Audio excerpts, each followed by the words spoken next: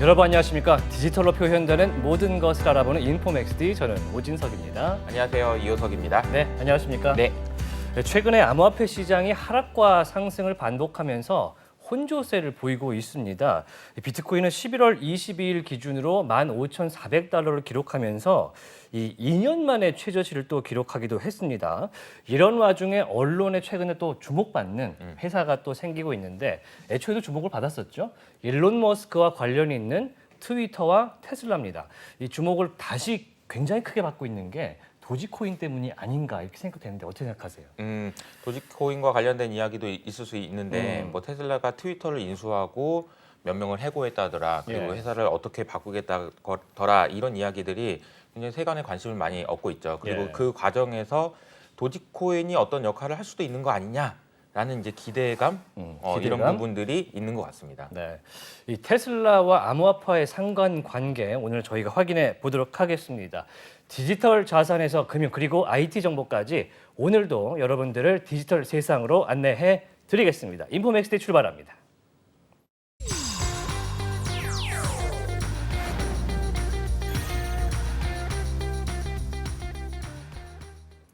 차고 넘치는 정보의 홍수 속에서 균형 잡힌 전문가의 인사이트 만나보겠습니다. 인포맥스 인사이트인데요.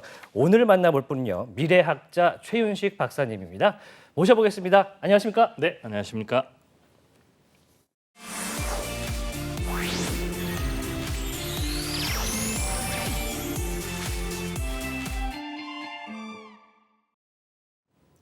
네, 지난 2021년이었습니다. 일론 머스크가 트위터에 테슬라 차를 구매할 때 이제 비트코인으로 결제할 수 있도록 하겠다 이렇게 얘기를 하자 비트코인이 사상 최고치를 찍기도 했던 그런 기억이 있는데요. 아마도 이 비트코인과 테슬라의 상관관계가 분명히 있다 이렇게 볼 수도 있을 것 같습니다.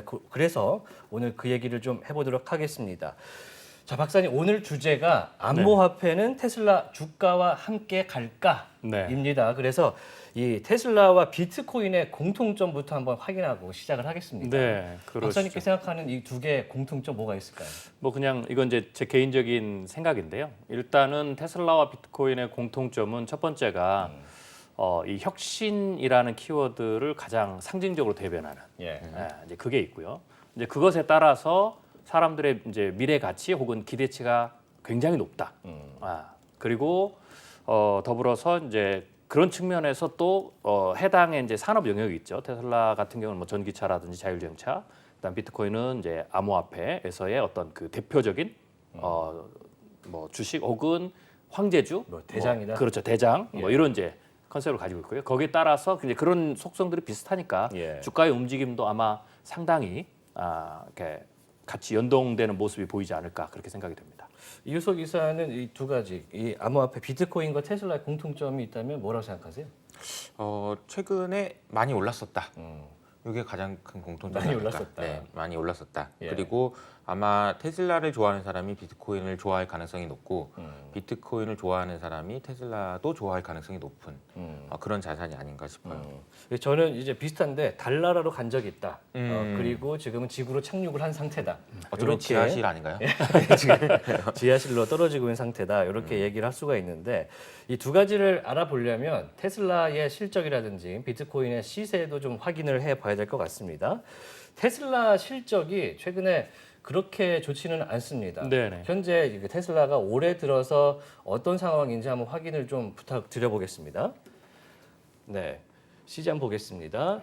테슬라 실적 추이가 나와 있는데 뭐 전반적으로 오르는 상황이지만 시장에서는 그렇게 좋은 평가를 하진 않는 것 같아요. 어떻게 보세요?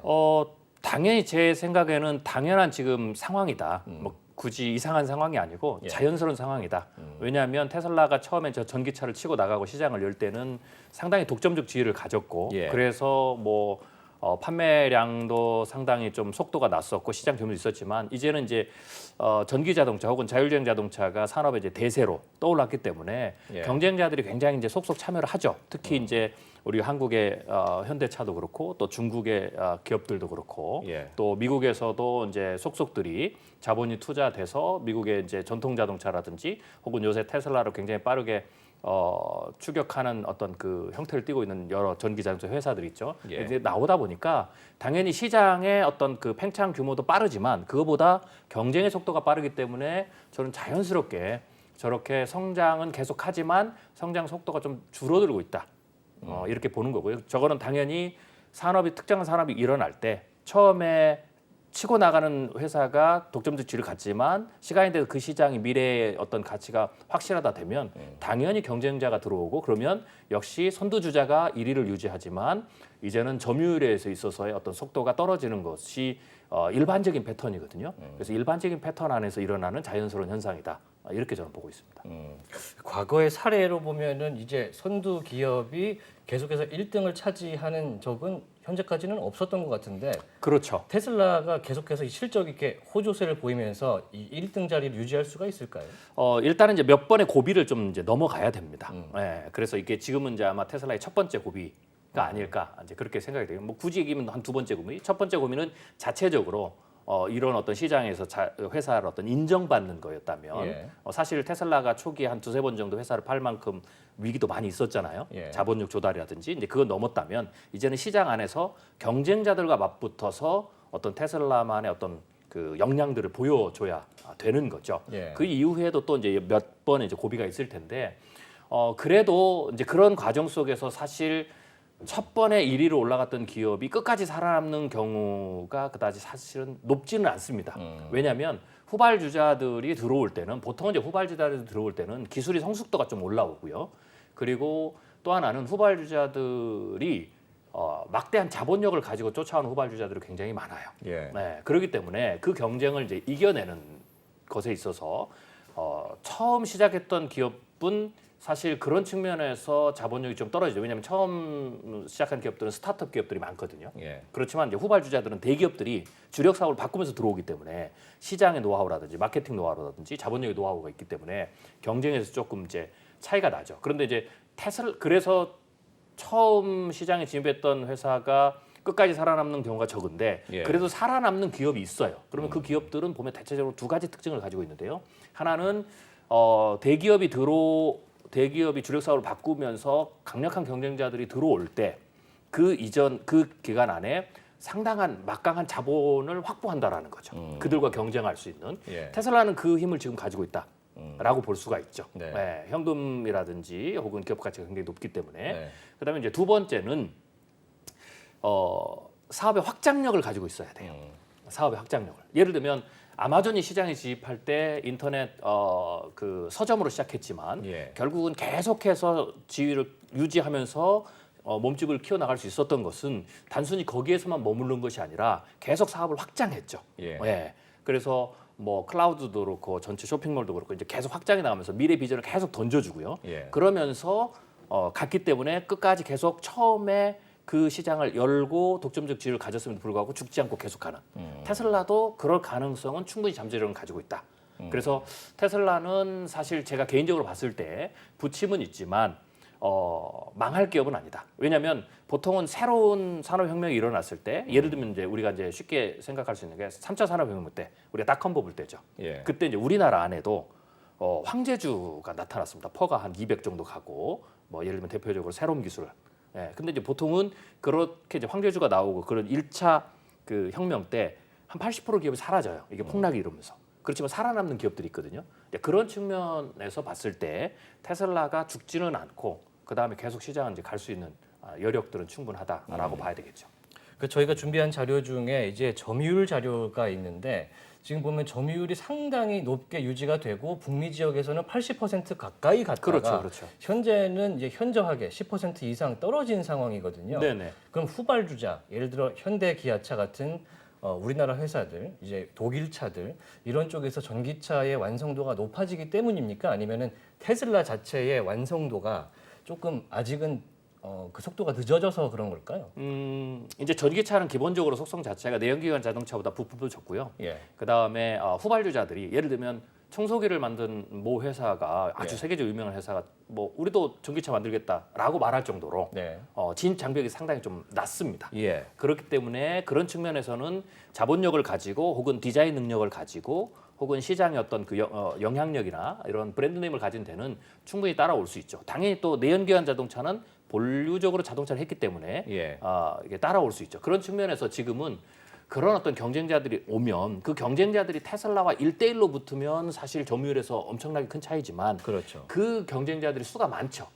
네, 그래서 그 경쟁자들이 조금씩 시장 점유율을 갉아먹기 때문에 테슬라의 시장 점유율이 좀 떨어졌다. 이제 그렇게 생각하는 것이 조금 더 현실적인 분석인 것 같습니다. 오히려 그리고 좀- 이제 저것도 역시 당연한 거다. 후발주자들이 상당히 치고 올라오는 상황이고. 그렇죠. 네.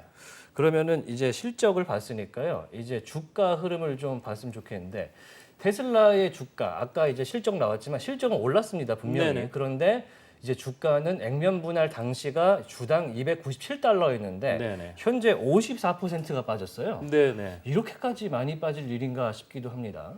일단 저는 이제 개인적으로 두 가지 이유를 예. 크게 이제 보는데요. 하나는 뭐 액면 분할하면 이제 빠지기도 하지만 또 곧바로 오르긴 하는데 예. 일단 지금 현재 최근에 작년 연말부터 지금까지 실적이나 뭐 이런 뭐 미래 가치 이런 것과 전혀 상관없이 예. 전 세계 시장 자체가 미국 연준의 긴축에 의해서 그리고 거기에 따라서 각국의 중앙은행의 긴축 정책이기 때문에 그 긴축 정책은 사실 어떻게 보면 외부적 환경 변화거든요.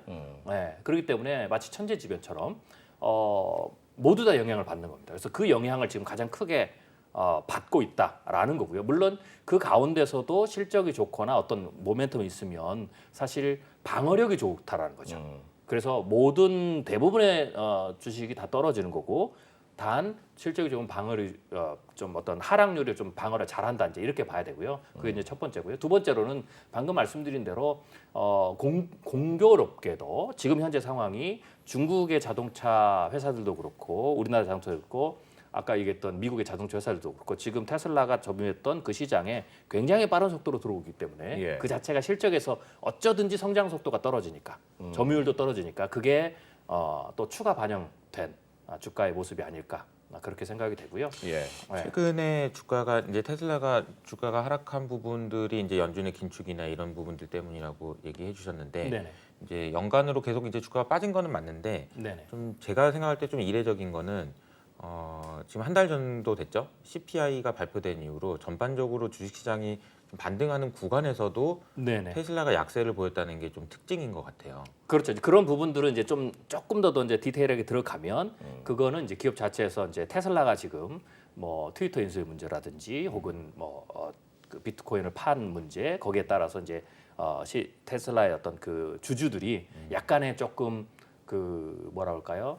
걱정을 좀 하는 CEO 그런 리스크가 게 있다. 그렇죠. 그런 게 아주 국부적으로 좀 반영됐다. 이렇게 이제 좀 봐야 될 것 같습니다. 네, 네. 이우석 이사는 테슬라의 최근 그 호조세인 시장과 비교한 테슬라의 하락세는 어떻게 보세요? 말씀하셨던 대로 이제 그 일론 머스크가 트위터를 인수하는 과정에서 예. 트위터에 너무 신경 많이 쓰는 거 아니냐. 테슬라에는 신경 안 쓰고 이런 우려들이 좀 실제로 있는 것 같고요. 그리고 이제 중국 시장 내에서의 점유율, 그러니까 중국에서 지금 재고가 쌓이고 있다는 얘기들이 나오고 있거든요. 워낙 이제 잘 팔리다가 지금 이제 재고가 쌓이고 있다, 판매가 안 되고 있다, 그리고 이제 가격을 인하할 수도 있다, 뭐 이런 얘기들도 나오고 예. 이런 것들이 이제 판매 둔화에 대한 우려들도 좀 있는 것 같아요. 그러니까 뭐 그런데 분명하게 이제 아까 점유율이 빠진 것도 말씀해 주시긴 했는데 뭐 점유율이 뭐 30%, 40% 이런 정도 수준이 아니고 7, 80%의 점유율은 사실 말이 안 되는 거죠. 이제 산업이 커져가는 과정에서 자연스럽게 떨어진다라고 보는 게 맞는 것 같고요. 이게 다만 그 테슬라가 지금의 경쟁력을 계속 유지할 수 있느냐의 문제는 아까 말씀하신 대로 미래에 대한 부분들을 얼마나 현실화시킬 수 있느냐, 그러니까 뭐 풀셀프 드라이빙이라고 해가지고 자율주행이 얼마나 고도화되느냐, 예. 뭐 이런 것들이 실제로 로보택시로 연결되는 데까지 얼마나 걸릴 수 있느냐, 이런 부분들에 대한 시장의 인식이 좀 바뀌는 게 되게 중요하지 않을까 그런 생각이 좀 듭니다. 테슬라가 현재 차세대 사업으로 밀고 있는 안드로이드 로봇이라든지 뭐 택시라든지 이런 부분들은 차후에 저희가 이야기를 해보도록 하겠습니다. 저희가 이제 테슬라만 얘기를 하는 게 아니고 비트코인도 얘기를 해야 되니까 네네. 비트코인 얘기를 하겠습니다. 비트코인 시세가 확실히 이제 전고점 대비해서 많이 빠졌고 최근에 FTX 이제 파산 사태로 인해서 15,000선까지 네네. 밀려났습니다. 이거 어떻게 보고 계십니까? 일단 이제 비트코인 혹은 암호화폐 자체가 예. 저는 기본적으로 현재는 투자 시장에 이제 일단 안착을 했다. 있다라고 보고요. 그래서 투자 상품의 관점에서 좀 보고 있거든요. 단 변동성이 굉장히 큰 그런 이제 상품의 최고 변동성의 어떤 그 분에 있는 상품이다라고 이제 보고 있기 때문에 그런 측면에서 투자적 관점에서 혹은 변동성이 가장 높은 테슬라처럼 그렇게 봤을 때에는 현재의 주가 하락이 뭐 연준의 기준금리라든지 혹은 뭐 국부적인 여러 가지 요소들이 있긴 한데요. 뭐 파산이나 거래소 파산 이런 것도 있지만 뭐 그런 것들은 이제 국부적으로 조금 더 가중치를 주는 거니까 예. 대세적 흐름에서 봐서는 저는 뭐 이 정도는 자연스러운 뭐 어떤 그 움직임이라고 봅니다. 왜냐하면 투자 시장에서 가장 그러니까 그 투자 시장에서 여러 가지 이치들이 있는데 우리가 눈여겨볼 이치 중에 하나가 많이 오른 것은 결국 대세 하락장에서 많이 빠지거든요. 적게 오른 것은 적게 빠지고 예. 그런 측면을 봤을 때 테슬라도 굉장히 많이 올랐기 때문에 사실 많이 빠지고 비트코인도 많이 올랐기 때문에 또 많이 내린다. 그러니까 변동성이 그만큼 크다라는 거죠. 그러니까 변동성에 그 상품이 가지고 있는 평균적인 변동성치에서 움직여서 나타난 주가 그래프다라고 보는 거죠. 예를 들면 나스닥이 이제 최근에 그러니까 작년 말부터 시작해서 올해 있어서 전고점에서 가장 많이 빠졌을 때 대략 한 35% 빠졌거든요. 예. 근데 테슬라가 대략 가장 많이 빠졌을 때가 한 60% 정도 예. 빠졌고요. 비트코인이 한 76% 정도 빠졌어요. 그러니까 저는 이게 변동성의 어떤 평균치로 본다면 뭐 사실 좀 정상적이다 이렇게 봤고요. 왜냐하면 비트코인 같은 경우에는 이렇게 주가의 차트를 보면 굉장히 좀 흥미로운데 제가 이제 몇 가지 발견한 게 금의 주가하고 보면 금의 이제 가격하고 보면 금이 50년 동안 보였던 그래프를 예. 비트코인이 5년 동안 보여줬거든요. 거의 비슷하게. 50년 동안의 금의 네. 움직임을 그러니까 뭐 예를 들면 압축 성장과 같은 거죠. 예. 그만큼 이제 그렇게 됐고요. 또 하나는 비트코인을 이제 2021년 작년부터 한 10년 정도로 거슬러 가서 하락률을 보면 80% 이상 폭락한 사례가 3번이에요. 예. 이거는 주식 시장을 보면 다우가 80% 이상 폭락한 게 한 번 있고요. 대공황 때. 나스닥이 닷컴 버블 때 한 번 있었어요. 예. 그러니까 50에서 100년에 한 번 나오는 거를 비트코인이 10년에 3번 나왔거든요. 이 말은 그만큼 변동성이 높기 때문에 과거의 일반적인 상품들이 보였던 그런 그래프를 압축해 보였다. 그런 측면을 봤을 때 저는 지금 한 76% 혹은 이제 내년에 이제 마지막 그 저점으로 더 들어가면 예. 조금 더 하락할 수 있는데 그랬을 때 80%를 넘게 하락할 수 있거든요. 최종적으로. 예.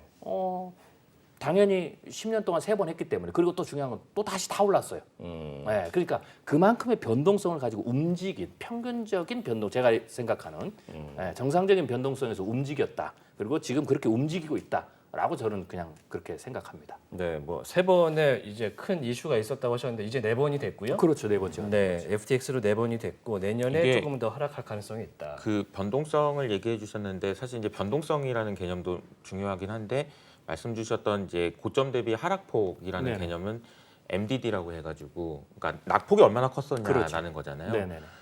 근데 이제 낙폭이 80% 이상 빠지는 경우가 많았다.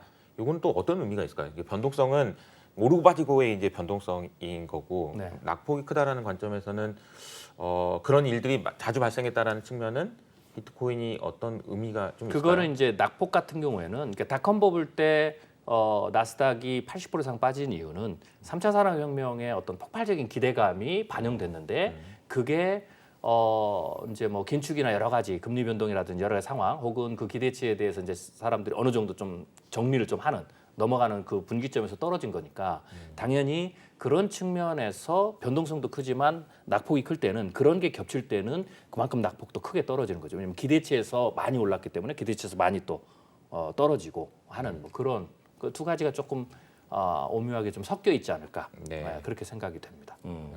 조금 전에 이제 비트코인이나 이 암호화폐 시장이 앞서 전통 금융 시장에 앞선 50년을 압축 성장했다라고 하셨는데 안 그래도 이제 영화 빅쇼트의 주인공 모델이죠. 네네. 마이클 버리가 테슬라 주식과 이 비트코인의 상관계수가 0.95가 넘는다, 1에 네네. 가깝다라고 네네. 한 적이 있습니다. 둘이 굉장히 붙어서 움직인다는 얘기인데 그렇죠. 요거는 어떻게 보고 계십니까? 뭐 실제로 우리가 주가 차트를 보면 예. 모양새가 거의 비슷해요. 예. 그래서 상관관계도 그렇게 높게 나올 거 보고요. 예. 그거는 제가 처음에 비트코인과 테슬라의 어떤 공통점을 얘기했을 때 예. 그 공통점이 굉장히 큰 영향을 주지 않았을까. 예를 들면 혁신의 상징성, 그렇기 때문에 사람들이 좋아하는 사람이 많고 팬덤이 많이 이루어지고 예. 그래서 미래 기대치가 높지만 결국은 어떤 특별한 충격을 받으면 아직은 여전히 다른 어떤 전통주나 이런 것과 비교해 봤을 때 펀더멘탈이 약하기 때문에 심리적으로도 더 많이 흔들린다라는 거죠. 예. 예, 이제 그런 요소들이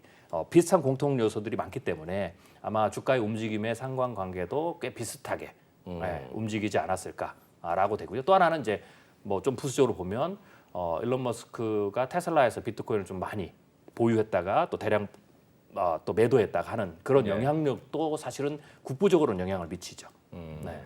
그 단순히 테슬라의 이제 일론 머스크가 테슬라를 통해서 비트코인을 갖고 있다. 그리고 이제 이게 IT 주기 때문에 상당히 나스닥 연동된 모습을 보이면서 같이 가는 것이다라고 하기에는 너무 유사한 패턴의 흐름이 좀 있는 것 같습니다. 그 테슬라뿐만 아니고 그러면은 비트코인과 이제 형태를 비슷하게 가는 다른 종목 같은 게 있을까요? 기업의 시총이라든지. 대체적으로 이제 그 새로운 산업이 나타났을 때 이제 보통 이제 이런 주가의 흐름은 일반적인 주가의 흐름은 아닙니다. 이거 보통은 글로벌 황제주에 나타나는 그런 어떤 테슬라의 주가 움직임. 글로벌 황제주예요. 그렇죠. 예. 그러니까 완전히 프리미엄을 받는. 그래서 기대치가 많이 모이고 그래서 자본이 많이 모이고 그러다 보니까 거기에 대해서 예를 들면 어떤 논리적으로 어떤 신뢰를 가지고 분석을 한 사람도 있지만 사실은 팬덤이니까 그냥 기대치에 의해서 혹은 많은 자본이 몰리고 또 변동성이 크다 보니까 상승할 때는 주가 상승률이 좋고 이익률이 좋으니까 예. 많은 분들이 들어오게 되죠. 이제 그런 분들이 사실 이렇게 흔들릴 때는 논리적으로 예를 들면 비트코인에 대해서 내 미래에 논리적 확신을 가지고 있거나 혹은 테슬라의 미래에 확신을 가지고 있는 분들은 사실 많이 안 움직이지만 실제로 이게 글로벌 황제주가 되면 그런 분들보다 그렇지 않은 분들 분위기에 의해서 혹은 어떤 그런 부분들에 의해서 하신 분들이 훨씬 더 많거든요.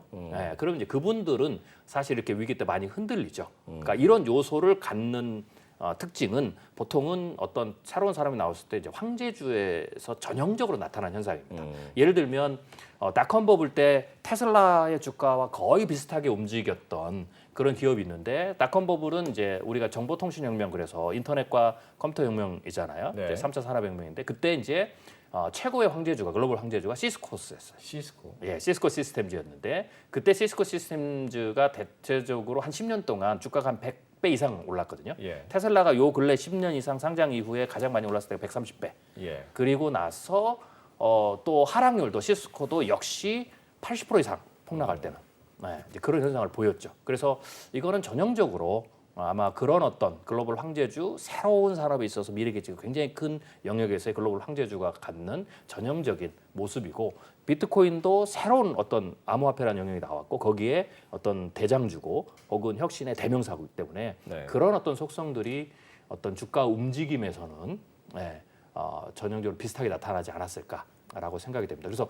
앞으로도 만약에 뭐 5차 산업혁명이 나오거나 혹은 새로운 영역이 나타나면 당연히 거기에서 이런 혁신의 키워드를 상징을 부여받는 그리고 미래 가치를 가장 크게 받고 팬덤이 굉장히 크게 몰리는 어떤 그런 기업들 그리고 그 영역에서의 어떤 대장주라고 손꼽히는 어떤 주식이 나온다면 제가 보기에는 이 테슬라나 비트코인과 비슷한 주가 움직임을 거의 똑같이 나타내지 않을까 그렇게 생각이 됩니다. 뭐 마켓 이른바 뭐 나스닥과 같은 한 주식 시장의 주도주이기 때문에 네네. 그 시장이 나타내는 흐름과 이 주도주는 비슷할 수밖에 없는 그런 상황이다. 그렇죠. 그리고 이제 또 이제 이게 미국 기업이잖아요. 예. 그러니까 세계에서 가장 큰 어떤 그 시장 중에 하나 그리고 어떤 미국이라는 프리미엄이 이제 붙는 거죠. 그런 요소들이 아마 이런 주가의 흐름을 만들지 않을까 이렇게 좀 생각이 됩니다. 황제주라는 표현이 좀 흥미롭긴 한데 네네. 관심은 이런 거겠죠. 지금 그런 황제주의 그 이름을 얻을 수 있을 정도로 많이 오르고 관심을 많이 받았다. 앞으로 어떻게 될까? 이게 중요하지 않을까요? 좀 더 그렇죠. 그러니까 말씀 주신 대로라면은 한 80% 정도는 빠졌었으니까 좀 더 빠질 수 있다라고 해석이 가능하기도 하고 네네. 그 이후에는 어떻게 되는 것인지 생각을 좀 여쭙고 싶은데. 네, 일단 이제 그 이후에는 대체적으로 이제 테슬라가 어떻게 이제 나가느냐가 중요한데 일단은 뭐 과거의 사례들을 조금 우리가 이제 뭐 시스코스 같은 경우의 사례, 그다음에 그 이후에 뭐 예를 들면은 또 다시 어떤 그 주목을 받으면서 황제주 역할을 했던 이제 그 기업들이 있죠. 아마존이라든지 뭐 이런 기업들. 그다음에 또 과거에 어떤 컴퓨터 혁명이 나타났을 때의 어떤 대표주고 황제주였던 이제 MS 그러면서 살아남은 이제 그런 기업들을 봤을 때 이제 두 가지로 크게 좀 그 우리가 주가를 좀 그 과거 패턴에 따라서 예측해 볼 수 있을 것 같아요.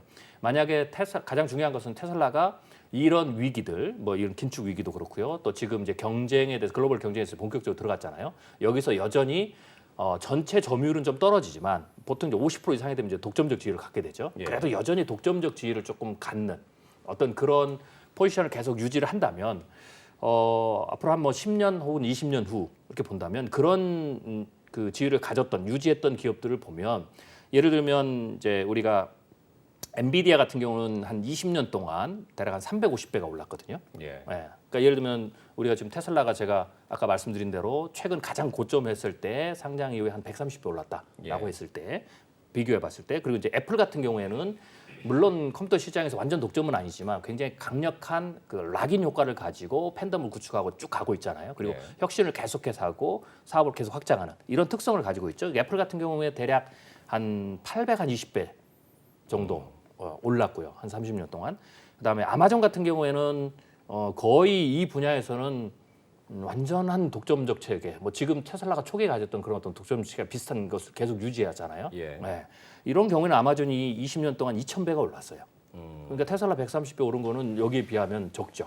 그리고 MS 같은 경우에는 오래된 기업이긴 하지만 그래도 컴퓨터 혁명부터 요새는 많이 좀 밀렸지만 그래도 어느 정도 강력한 힘을 가지고 왔죠. 30년 동안 한 2,000배 올랐어요. 그러니까 그렇게 봤을 때 테슬라가 여전히 경쟁자가 많이 나오고 뭐 하겠지만 사업을 계속 확장하면서 전기차로만은 안 됩니다. 자율주행 자동차, 그다음에 로봇, 그다음에 우주 산업 혹은 그런 산업들도 합병해서 예. 등치를 계속 키워가서 시장의 어떤 그 지위들을 계속 독점적 지위와 영향력을 유지해가는 방향으로 간다면 저는 앞으로도 뭐 10년 조금 넘었으니까 20년, 30년 되면 여전히 테슬라의 현재 주가는 여전히 싸다. 그리고 계속 또 성장할 수 있다. 이렇게 봐야 되겠죠. 그게 이제 가장 우리 투자자들이 생각하는 가장 좋은 시나리오고요. 이제 그렇지 못한 경우에는 시스코 시스템즈가 이제 그런 경우죠. 이제 평범한 기업으로 이제 전락을 하는 거죠. 예. 원오브댐으로 그 시장을 열어서 주도는 했지만 결국 경쟁자가 나오면서 어느 정도 브랜드가 있는 원오브댐, 뭐 그냥 우리가 생각하는 대기업 정도다. 예. 이렇게 되면 사실 전고점을 회복하거나 거기서 조금 더 높은 수준. 그러니까 테슬라가 한 130배였다면 뭐 한 130에서 한 200배 정도 사이에서 이제 박스권을 계속 이제 오랫동안 유지하는 이제 그런 상황이 이제 되겠죠. 그렇지만 제가 보기에는 그 정도는 아닌 것 같고요. 왜냐하면 앨런 머스크의 어떤 비전도 있고 또 사업의 어떤 확장 그다음에 그 현실화하는 능력 혹은 팬덤 뭐 이런 게 또 시스코 시스템은 좀 완전히 다르거든요. 예. 그렇게 봤을 때는 최소한 아까 제가 두 가지를 비교해 드렸는데 그 중간 정도는 최소한 가지 않을까.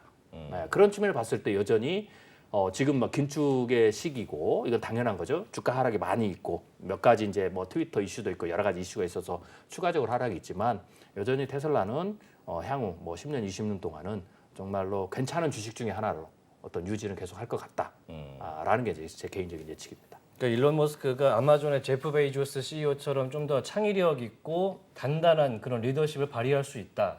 그리고 이제 약간 CEO 리스크를 좀 의심이 되긴 줄여야 하는데. 되겠죠. 예. 예. 그 일론 머스크의 이 리스크를 좀 줄이는 게 가장 중요하지 않을까 네. 생각이 드는데 여기서 제가 이제 궁금증이 하나 생겼습니다. 이제 마켓의 시세 흐름이 같이 간다라고 말씀해 주셨는데 그러면은 동시에 가지는 않을 것 같고 시차를 두고 무엇이 무언가를 따라갈 것 같긴 해요. 네네. 그럼 테슬라의 주가 흐름을 비트코인이 따라갈까요? 비트코인의 흐름을 테슬라가 따라갈까요? 그건 저도 잘 모르겠습니다. 아, 서로가 누가 선행하느냐. 영향을 주면서 영향을 주고 가서 현재 뭐 비슷하긴 한데 어떤 게 선행하느냐 이 부분은 조금 그러니까 주가의 그래프를 보면 상관관계가 굉장히 높은데 모양도 실제로 보면 누가 봐도 확실하게 비슷하다 이렇게 보이는데 어떤 게 더 선행해서 끌고 가느냐 이거는 사실 해석하기가 좀 어렵지 않을까 정확하게 답을 내기는 좀 어렵지 않을까라고 생각이 좀 됩니다. 그 마켓 전체로 봤을 때는 이거는 이제 이우석 이사님께도 여쭤볼게. 그 나스닥 시장이 상당히 암호화폐 시장과 관련이 있었다. 상관계수가 높았다. 물론 지금은 조금 풀어졌습니다만 이런 의견이 상당히 많았던 시기가 있었습니다. 지금 그거에 대해서는 어떻게 보세요? 이제 가격이 비슷하게 움직였다라는 것이 의미하는 거는 여러 가지 있을 수 있어요. 그러니까 진짜로 그런 이유가 있었기 때문에 가격이 비슷하게 움직인 경우도 있었고 예. 그냥 우연찮게 가격이 같이 움직일 수도 있는 거거든요. 그러니까 이거는 인과관계냐 상관관계냐는 다른 이야기라는 거죠. 비슷하게 움직였다는 것 때문에 펀더멘탈이 그래서 그렇게 움직였어야 되는 건 아닐 수 있어요. 저는 비트코인과 나스닥이 같이 움직인 것도 그런 의미에서 해석을 하고 싶은데요. 이게 무슨 얘기냐면은 비트코인과 나스닥이 같이 움직여야 될 이유 없습니다. 예, 그런데 왜 같이 움직였느냐 생각을 해보면 그걸 두 개를 좋아하는 사람들이 같았기 때문이라고 저는 생각해요. 팬덤이 같다. 그렇죠. 예. 그러니까 비트코인을 나스닥을 좋아하고 혁신을 좋아하고 IT를 좋아하는 사람들이 비트코인을 좋아했을 가능성이 높고 그래서 같이 투자하는 사람들이 비슷했기 때문에 같이 움직였지. 사실 펀더멘탈리 보면은 같이 움직여야 될 이유가 저는 찾기가 어렵더라고요. 별개의 것이죠. 네. 네. 뭐 나스닥에 있는 기업들이 실적이 잘 나온다고 해서 비트코인이 가치가 더 올라간다 이런 것도 아닐 것 같아서 예. 뚜렷한 그러니까 인과관계를 찾기는 좀 비트코인 어렵지 사업을 않나. 하는 것도 아니고. 그렇죠. 네, 네네. 그런 저도 건데. 비슷한 예. 견해를 가지고 있는데요. 속성 자체가 그러니까 나스닥을 투자분들 중에서 나스닥은 보통 이제 혁신적이고 그리고 미래 가치를 좀 더 크게 보고 혹은 이제 테크놀로지 베이스가 많이 있죠. 그런 측면을 봤을 때 이러한 주식에 투자를 하는 분들이 비트코인이라는 그런 영역도 동일하게 좋아할 가능성이 굉장히 이제 높겠죠. 그렇지만 비트코인은 어쩌든지 간에 어떤 그 시장의 어떤 심리적 측면 혹은 비트코인 암호화폐 규제에 관한 부분 혹은 그것과 연관된 어떤 환경 그리고 이제 어떤 긴축 혹은 양적 완화 뭐 이런 큰 흐름에서 움직이는데 나스닥은 거기에 더해서 기업의 실적이 조금 더 반영된다. 예. 그래서 큰 흐름은 비슷하게 보이지만 세부적으로 좀 더 들여다보면 약간의 세부적인 데에서 변동성 차이는 조금 나죠. 그래서 그렇게 이제 조금 구별을 하는 게 좋지 않을까 그렇게 생각이 됩니다. 최근에 기사를 보면은 오히려 나스닥의 기술주보다 이제 비트코인이나 암호화폐에 투자를 하고 있는 금융주를 좀 더 추종하는 경향이 있다라는 네네. 내용도 나오고 있거든요. 요거 관련해서 이 비트코인을 좋아하는 사람들과 나스닥을 좋아하는 사람들이 같은 결이 있다라고 하셨는데 일론 머스크가 그런 사람이 아닐까 하는 생각도 들어요. 네네네. 네, 비트코인의 일론 머스크가 굳이 비트코인을 좀 좋아한다. 왜 그럴까요? 뭐 제가 일론 머스크하고 얘기를 나눠보지 않아서 잘 모르겠지만 그저 이제 추정하자면 큰 틀에서는 우리가 지금 이야기 나눈 대로 예. 혁신을 추구하고 혁신을 도전을 하고 그 부분에 있어서 뭔가 계속 그 갈망을 하는 어떤 그 분들 혹은 또 거기 안에서 어떤 기술적인 측면을 가지고 리드하는 분들은 예. 사실 암호화폐 자체가 분명히 지금 투자 변동성이 높은 상품이지만 일단 기본적인 베이스 자체가 새로운 미래의 어떤 금융, 새로운 어떤 화폐 혹은 뭐 그런 금융 시스템과 관련된 뭐 이런 부분에서 혁신적인 도전이거든요. 그래서 그 혁신적인 도전에 대한 어떤 신념들이 있고 또 그거를 만들고자 하는 어떤 그 주도하고자 하는 어떤 심리들도 있죠. 그런 측면에서 저는 일론 머스크도 암호화폐를 좀 그런 시각에 좀 보지 않을까라는 생각이죠. 이제 물론 이제 샀다가 또 대량으로 매도했다가 예. 이제 하는 어떻게 보면 조금 이중적인 모습이 나타나잖아요. 예. 그거는 전자는 이런 어떤 그 심리가 있는데 후자는 어쩌든지 비즈니스맨이고 기업의 실적과 연결돼 있기 때문에 예. 이게 그 대세적으로 그 암호화폐 가격이 하락을 하면 그 부분에서는 기업의 실적과 혹은 뭐 문제가 되죠. 그런 측면에서는 제가 보면은 어떤 그 템포러리하게 혹은 구간적으로 예. 매수 매도를 투자적 측면에서 했지 않을까. 네, 그렇게 생각하죠. 그래서 다 팔았다고 해서 완전 철수하고 이제는 뭐 암호화폐 뭐 이런 부분의 미래에 대해서 아주 부정적으로 보고 이건 혁신적이 아니다. 난 도전하지 않겠다. 이런 게 아니고 이거는 순전히 어떤 투자적 측면에서 매매의 어떤 그 전략에 따르지 않았을까. 네, 뭐 그렇게 생겨요. 그래서 두 마음이 지금 공존하는 네, 그런 어떤 상황이지 않을까. 행태로 봐서는요. 네. 그렇게 되는 거죠. 그 사실 테슬라라는 이렇게 큰 전 세계 글로벌 1위의 전기차 업체를 운영하면서 네네. 자신의 관심을 가지고 관심 때문에 비트코인에 투자하고 그리고 막대한 손실을 입기도 하고 이게 굉장히 위험한 일이잖아요. 그렇죠. 사실 일반적인 경영자들의 예. 어떤 그 행동들과는 차이가 굉장히 크죠. 예. 그리고 뭐 굳이 퍼센테이지 표현하자면 100명 중에 뭐 한 명, 그것도 1000명 많은 중에 것 한 명, 같습니다. 예. 뭐 이 정도. 예. 굉장히 그 괴짜 특이하죠. 근데 사실은 그 특이함이 테슬라가 전기차 시장 굉장히 주도적이고 선두주자고 처음에 시작을 이끌고 갔지만 예. 그럼에도 불구하고 일론 머스크의 어떤 그 영향력도 굉장히 크거든요. 근데 그 예. 일론 머스크를 사람들이 좋아하는 이유가 비전도 있지만 그런 어떤 그 괴짜적인 모습도 이제 차별성으로 이제 보는 거죠. 물론 그게 전체적으로 분위기가 좋을 때는 주가를 끌어올리지만 전체적으로 이제 분위기가 안 좋은 구간에서는 마이너스 요소로 이제 작용을 하기도 하겠죠. 그렇지만 뭐 그런 측면에서 우리가 조금 이해를 하는 게 좀 낫지 않을까 그렇게 생각이 됩니다. 뭐 세금 이슈 때문에 비트코인을 구매했다는 얘기도 나오고 있고 네네. 사실 뭐 전기차 테슬라 안에서 이제 채굴도 할 수 있다. 네네. 이런 시도를 하는 사람도 있긴 한데 네네. 그것보다는 비즈니스 측면에서 자기의 관심사를 행동으로 옮긴 것이다. 이렇게 보는 게 낫겠군요. 그렇죠. 뭐 예. 혁신에 관한 어떤 자신의 어떤 열망도 있고요. 그리고 매매 행위는 매수 매도 행위는 어쩌든지 어떤 비즈니스적 관점에서 또 접근 또 하죠. 그래서 두 개가 이제 공존한다라는 거고요. 사실 도전을 하지만 완벽하게 지금 암호화폐 어떤 그 생태계가 완벽하게 정착이 돼서 이렇게 된 건 아니잖아요. 여전히 열려 있고 여전히 혁신을 가고 그 혁신의 과정 속에서 굉장히 많은 변화들이 일어나죠. 그래서 미래가 기대치가 높지만 불확실성도 굉장히 이제 높은 상황이죠. 그러니까 이런 것들이 이 시장 자체에 공존을 하니까 거기에서 참여하는 혹은 그걸 이끌고 가는 사람들도 역시 순간순간 그런 어떤 갈등, 고민 또 행동이 정반대인 그런 어떤 상황들이 저는 충분히 나타날 수 있다. 이제 이렇게 보는 거죠. 네. 이제 관련해서 이제 일론 머스크가 테슬라 차를 살 때 비트코인으로 결제가 가능하게 하겠다. 저희가 오프닝에서 설명을 드렸습니다만 그러면서 비트코인 시세도 폭등을 했단 말이에요. 네네.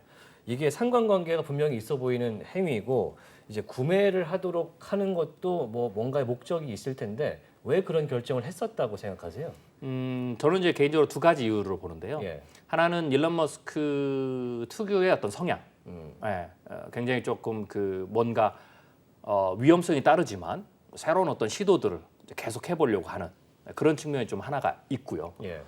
그리고 이제 물론 이제 거기에는 본인의 어떤 독선적인 그런 어떤 스타일도 있죠. 그러니까 본인이 하면 할 수 있다라는 이제 그런 거 있고요. 또 하나는 장기적으로는 저는 뭐 테슬라 안에서 뭐 예를 들면 비트코인을 채굴하거라든지 혹은 예. 그것과 연관돼서 뭔가 블록체인, 뭐 암호화폐, 뭐 이런 더 나아가서는 이제 뭐 메타버스나 가상세계 연결할 수 있는 영역들이 굉장히 많이 있거든요. 실제로 네. 서로가 다 이렇게 서로 연결이 되면서 가니까 그런 어떤 비전을 바라보면서 하나의 어떤 시도로 그걸 아마 하지 않았을까라고 생각이 됩니다. 그래서 허무맹랑한 건 아닌데 조금 시점이 좀 빠른 거죠. 그래서 변동성이 너무 크니까 올라갈 때는 괜찮지만 떨어질 때는 테슬라 예를 들면은 그 자동차를 그 비트코인 최고점 6만 불 넘어갔을 때에 그것을 구매하도록 하는 것과 예. 지금 폭락하는 과정에서는 좀 상황이 좀 다르겠죠. 왜냐하면 손해를 보는 거니까. 그래서 그런 어떤 그 상황 변동과 서로 이렇게 맞물려 있어서 사실은 제가 보기에는 좀 본인도 많이 어떤 그런 혼란한 상황이 아닐까. 그래서 어떤 선택과 말이 시간에 따라서 조금 자주 바뀌고 그리고 또 아까 얘기했듯이 제가 말씀드린 비트코인이 금의 50년의 어떤 그 변동성을 압축해서 간 것처럼 그만큼 변동성이 빠르고 이 변화가 심하거든요. 그리고 그 주기가 짧고 그러니까 거기에 맞춰서 가다 보니까 일론 머스크의 어떤 그 태도도 굉장히 변동성이 크고 혹은 그거 말이 바뀌는 속도도 좀 빠른 거죠. 뭐 한 5년 전은 그렇게 얘기했다가 5년 후에 또 뭐 바꾼다든지 이러면 그래도 조금 괜찮은데 예. 사실 작년에 얘기했다 혹은 뭐 몇 달 전에 얘기했다 또 발을 바꿀 수밖에 없는.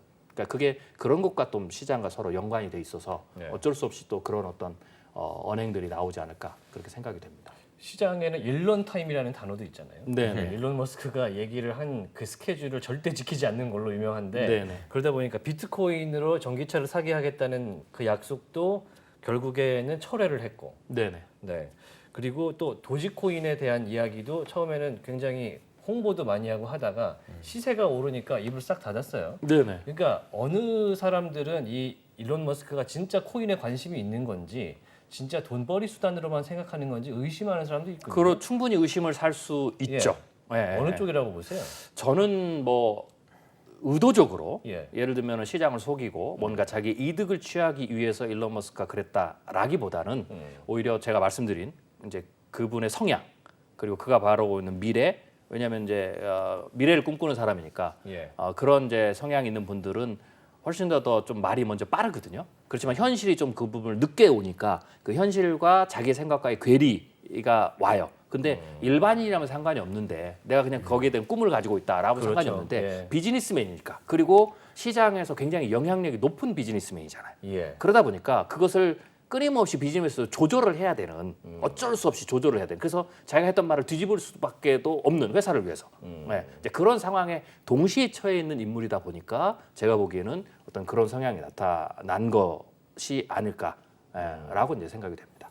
이상과 현실에 처절하게 부딪히면서도 그렇죠. 어떻게든 나가려고 하는 네네. 괴짜다. 그렇죠. 이 정도로 이해를 해야 될 것 같은데. 그 어떻게 보면 뭐 이렇게도 이제 생각할 수 있는데요. 그래도 제가 이제 일론 머스크를 조금 더 이제 평가를 해주는 거, 테슬라의 미래를 조금 더 평가를 해주는 거는 만약에 일론 머스크가 그냥 드리머에만 국한된 사람이다. 머물렀다면. 그러면 오히려 테슬라에 대한 미래가 불투명하지 않았을까? 꿈은 던지고 비전은 던지고 그래서 말이 좀 앞서기는 하지만 그래도 현실에 부딪혔을 때 내가 물러서야 된다 그러면 자기의 말을 뒤집어서라도 회사를 유지하기 위해서 회사를 지속 가능하게 가기 위해서 예. 행동을 바꾸는 전략을 바꾸는 그런 어떤 비즈니스맨의 철저한 비즈니스맨의 어떤 그 형태도 있기 때문에 제가 보기에는 테슬라의 미래가 그다지 나쁘지만은 않다. 물론 투자하는 혹은 그분의 어떤 그 특정한 일부의 말에 의해서 뭔가 희비가 엇갈리는 영역에서는 굉장히 스트레스가 좀 심하겠지만 예. 그래도 테슬라 안에서 보면 그 두 개를 맞추려고 하는 그런 그 경영자이기 때문에 그래도 그런 측면을 조금 더 좋게 봐줄 수도 있지 않을까 그렇게 생각이 됩니다. 네. 사실 그 한 사람의 입에서 나오는 영향력 때문에 고통스러워하는 개인 투자자들이 많거든요. 그렇죠, 그렇죠. 예, 그래서 그런 부분이 좀 없었으면 하는데 생각을 해보면 과거에도 같은 사람이 한 명 더 있었습니다. 애플의 스티브 잡스라고 네네. 이제 굉장히 이상과 현실에 부딪혔던 사람이고 결국 해고도 됐었어요. 그렇죠. 그 지금 일론 머스크가 회사에서 리스크를 사실상 일으키고 있는데 좀 뭐랄까 안정화될 가능성은 없어 보입니까? 제가 그냥 개인적으로 봤을 때 지금까지 이제 일론 머스크의 어떤 그 말이나 행동, 또 사업 방식을 조금 분석해 봤을 때는 사실 앞으로 바뀌기 어렵지 않을까. 어렵다. 예. 그런데 그것 때문에 안 좋을 때는, 그러니까 주가가 하락할 때는 예. 사실 많은 어떤 리스크가 있지만 저는 일론 머스크 혹은 테슬라의 주가가 상승하는 데 있어서 물론 황제주라든지 여러 가지 요소가 있지만 예. 일론 머스크의 어떤 행동 자체 그렇게 이제 비전을 던지고 막 하는 이런 예. 것 자체가 사실은 주가 상승에도 큰 도움은 됐다. 상승 국면에도. 예. 이제 그렇게 봐야 되겠죠. 근데 그 자체가 아마 특성이지 않을까. 그래서 만약에 그 특성을 잃어버리면 물론 변동성은 좀 줄어들겠죠. 네. 왜냐하면 리스크 발언을 좀 덜하니까 하락 측면에서의 어떤 그런 그 폭락이라든지 혹은 주가가 막 오르락 내리락하는 그 변동성의 주기나 폭 뭐 이런 부분들은 조금 더 안정화되겠지만 그렇지만 또 하나의 매력이 사라지는 그런 어떤 요소죠. 그래서 사실은 이게 뭘 빼고 놓고가 좀 애매한 그런 어떤 독특한 인물이 아닐까 그렇게 생각이 됩니다. 사실 머스크가 굉장히 많은 그 비트코인을 테슬라를 통해서 보유를 했다가 75%를 매각하고 현재 뭐 한 9천 개 갖고 있다. 네네. 예, 그게 실적에 반영되면서도 또 문제가 되기도 했습니다. 그 이후에 이제 머스크가 테슬라 이후에 트위터를 인수를 했습니다. 예, 트위터로 넘어가 보면은 이게 목표 중에 하나가 이른바 뭐 도지코인으로 트위터에 이제 인앱 결제를 하기 위함이다. 이런 내용도 나오고 있는데 이게 실제로 실현 가능할까요? 뭐 실현 가능성이 아예 없지는 않습니다. 예. 네, 왜냐하면 암호화폐 자체가 제가 이제 전에 방송에도 말씀드렸지만 1세대 암호화폐가 CBDC가 만들어진 이후에 어느 정도 부침을 겪고 2세대 암호화폐가 이제 또 만들어지죠. 예. 그래서 1세대 암호화폐 자체가 영원하진 않지만 암호화폐라든지 블록체인 어떤 생태계라든지 그와 연관된 많은 산업들은 앞으로 계속 대세거든요. 왜냐하면 가상세계가 계속 발전하면서 그런 어떤 시장 영역이 만들어지기 때문에 그런 어떤 상황에서 이 가상세계 안에서 사람들이 활동을 할 때, 사회적 활동을 할 때 뭔가 경제적 활동도 해야 되는데 결국은 그런 활동 안에서 이런 암호화폐들이 주 결제 수단으로 사용될 가능성 상당히 높죠. 그런 측면을 좀 큰 그림으로 봤을 때 예. 트위터에서 도지코인을 사용하는 것 자체는 불가능한 미래는 아닙니다. 예. 그렇지만 일단 첫 번째 일론 머스크의 성향을 봐서 예. 과연 지금 말한 대로 진짜 도지코인을 쓸 거냐, 아니면 나중에 가서 본인이 또 새로 만들 거냐, 혹은 다른 걸 밀 거냐, 이거는 우리가 좀 구별해서 봐야 된다라는 거죠. 그래서 그것 자체가 앞으로 그렇게 뭐 10년, 20년 동안 계속 하겠다라는 것은 이제 아니라는 거죠. 그에 대한 가능성들을 좀 열어놓고 한번 시도를 해본다라는 부분으로 저는 좀 생각하는 것이 조금 더 낫지 않을까 그렇게 생각이 됩니다. 도지코인이 아닌 뭐 트위터의 새 모양을 한 새 코인도 나올 수도 있는 거죠. 그렇죠. 그건 이제 모르는 일이죠. 얼마든지 만들 수가 있으니까. 그러니까 이제 제 질문은 그 CEO 머릿속에만 있는 그 이상이 회사의 미래를 결정한다는 게 너무 위험하다는 얘기를 드리는 거예요. 위험하기는 하죠. 예. 위험하기는 한데 아까 말씀드렸듯이 그래도 비즈니스 감각을 가지고 있어서 그 좀 밸런스를 맞추려고 하기 때문에 예. 리스크는 있지만 회사 자체가 파산이 되거나 예. 완전히 퇴출당하거나 뭐 그런 어떤 수준은 아닐 가능성이 좀 높다. 대신 그게 리스크로 작용하니까 안 좋을 때는 하락률이라든지 뭐 이런 변동성 이런 부분도 혹은 시장에 대한 어떤 불안감, 뭐 어떤 부정적인 영향 이런 것들이 일반적인 CEO보다는 좀 높다. 그리고 그런 성향들은 여전히 앞으로도 계속 유지할 가능성이 이제 높은 캐릭터다 이렇게 봐야 되겠죠. 트위터 얘기로 살짝 넘어왔으니까 또 추가적으로 여쭤보면은 트위터가 이제 엄청난 규모의 감원을 하고 있습니다. 네. 직원 절반을 해고하면서 핵심 부서에 개발 인력 위주로만 남겼다. 그래서 스타트업과 같은 분위기로 바뀌었다라고 하는데 이게 트위터라는 회사가 매출 규모가 상당했던 회사잖아요. 네네. 이게 제대로 굴러가게 만드는 투자일까 아니면은 결국에는 또 실패로 끝날 것인가 많은 얘기가 있습니다. 어느 쪽일 것 같습니까? 참 어려운 질문이신데요. 트위터를 인수하는 것 자체 이거는 제가 보기에는 나쁜 판단은 아니었다라고 좀 생각이 돼요. 왜냐하면 지금 테슬라의 사업 모델들을 좀 분석해보고 예. 또 미래에 나가는 어떤 사업 어떤 방향들, 예. 뭐 자율주행 자동차라든지 그 다음에 어떤 로봇, 로봇이라든지 뭐, 예.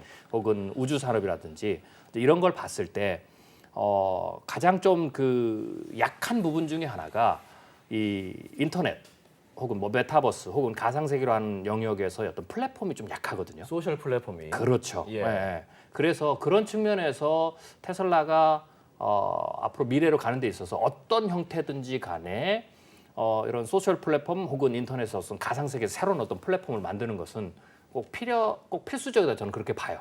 그런 측면에서 트위터를 인수하는 것이 나쁘진 않았다. 예. 그러나 그 과정 속에서 뭐 감원을 하고 또 트위터에 감원을 하고 또 거기에 대한 어떤 그 부정적인 인식들이 이제 분위기가 나오기 때문에 이탈자도 많이 나오고 광고주도 떨어져 나가고 그래서 단기적으로는 트위터 자체에 굉장히 부정적인 영향을 미치는 건 사실입니다. 그렇지만 그 부분을 과연 어떻게 새롭게 바꿔서 그런 어떤 그 플랫폼을 새롭게 형성하느냐 거기에 따라서 좀 저는 좀 달라지지 않을까라고 좀 생각이 돼요. 그런 측면에서 앨런 머스크가 상당히 많은 시도를 할 가능성이 굉장히 높다. 앞으로. 그렇죠. 그리고 그 시도를 하려고 했던 그 의도가 나타난 게 상장을 취소를 했잖아요. 예. 네. 그거는 본인의 어떤 그 이상을 주도적으로 끌고 나가서 다양한 실험을 좀 해보겠다. 네, 주가의 변동 혹은 주주의 압력 뭐 이런 부분 혹은 이제 주가의 변동, 주주의 압력은 핵심이 그 매출이거든요, 순이익이거든요. 그 외부의 영향을 그렇죠. 받지 않게 하겠다. 그걸 안 하면서 새로운 시도를 좀 많이 해보려고 하는 거죠. 그래서 그런 시도 측면에서 여러 가지를 좀 해볼 건데요. 해볼 가능성이 높은데 거기에서 만약 성공을 하면 그 자체가 다시 새로운 어떤 플랫폼을 형성하고 주를 형성하게 됐고요. 저는 그렇게 되면 분명히 일론 머스크는 그 트위터를 다시 상장을 할 겁니다. 네, 충분히 비즈니스맨으로. 네, 그래서 그런 부분을 이제 일론 머스크가 아무리 천재라도 한 번에 찾아낼 수는 없거든요. 그래서 여러 실험을 좀 하기 위해서 사전적으로 이제 지금 작업을 하고 있지 않을까라는 거고 그리고 저는 개인적으로 테슬라의 미래에 있어서는 이 플랫폼은 반드시 필요하다라고 이제 보고 있습니다. 이제 많은 분들이 이제 메타를 보고 애플이 만들어 나갈 메타버스 미래를 보고 일론 머스크가 비슷한 꿈을 꾸면서 지금 소셜 미디어 플랫폼을 인수한 것이다. 네네. 이렇게 보는 격도 있는데 그러면은 테슬라와 트위터를 통한 이 일론 머스크가 그리는 미래는 뭐가 될까요? 일단 이제 미래 산업이 굉장히 중요한 특징이 4차 산업에서 굉장히 중요한 특징이 서로 이렇게 산업의 영역들이 굉장히 중복되고 합쳐지면서 커지는 재편되는 이제 특성들이 있어요. 예를 들면 우리가 지금은 자동차 그러면 내연기관에서 전기 자동차로 이렇게 변화 뭐 이렇게 생각하거든요. 그리고 전기 자동차에 자율주행 기능이 얹어져서 가는. 그래서 결국은 이것도 자동차 산업은 그대로 있지만 자동차 형태가 변하는 것이다. 예. 이렇게 이제 우리가 생각하는데 사실은 그것은 굉장히 국부적인 거고요. 실제로는 제가 이제 이렇게 표현하는데 이제 개인용 혹은 산업용 자율주행 수송장치 산업으로 변화가 돼요.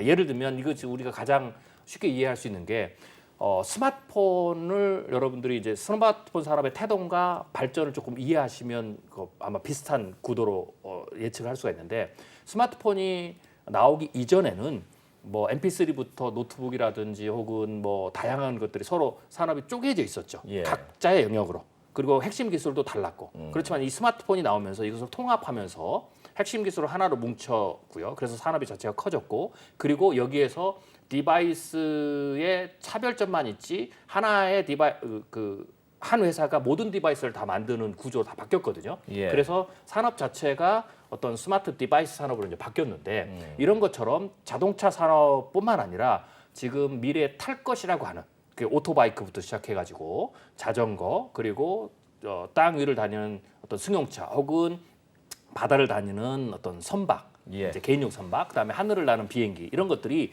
지금은 각자의 영역에서 미래 기술들을 얻는 거죠. 전기 기술을 얻기도 하고, 그다음에 자율주행 기술을 얻기도 하고, 뭐 예. 여러 가지 하는데 결국에는 핵심 기술들이 점점점 통합이 돼서 하나로 묶이게 돼요. 그렇게 되면 어떻게 되냐면 한 회사가 모든 것을 다 만들 수 있는, 그러니까 스마트폰 산업처럼 변화가 되죠.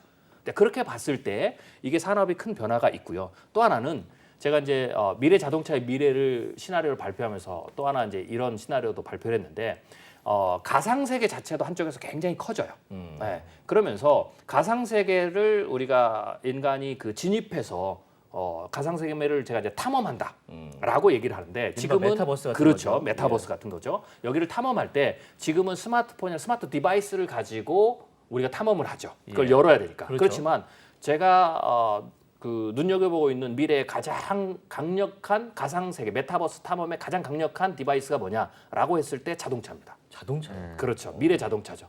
사람이 핸들에 손을 떼고 자율주행하게 되면 그 자체가 공간으로 변하고 앞뒤 자동차의 속과 바퀴 전부 디스플레이화가 돼요. 예. 그래서 당연히 반도체 산업뿐만 아니라 디스플레이 산업도 굉장히 커지게 되고요. 예. 그러면 그 공간 안에서 사람들이 여러 가지 자기가 원하는 행위들을 할 텐데 그중에 가장 많이 소비하는 행위 중에 하나가 가상 세계, 메타버스를 탐험한다는 거죠. 메타버스 안에서 사람을 만나고 쇼핑을 하고 금융 거래를 하고 교육을 받고 사람들과 커뮤니케이션을 하고. 그런데 그것에 있어서 스마트폰은 디바이스의 크기에 한정이 있어요. 예. 그런데 이 자동차는 지금은 자동차 안에 디스플레이가 굉장히 작지만 완전한 이제 자율주행차로 넘어가게 되면 자동차 내부 전체를 디바이스화할 수 있고 디스플레이화할 수 있기 때문에 훨씬 더 큰 시각에서 메타버스를 탐험하고 또 거기서 활동을 할 수가 있죠. 그렇게 봤을 때 그리고 또 하나는 이게 왜 가장 중요하게 제가 보고 있냐면 자동차는 사람에게 있어서 어쩌든지 간에 자기가 원하든 원하지 않든 자동차를 소유하게 되면 혹은 대중교통을 타게 되면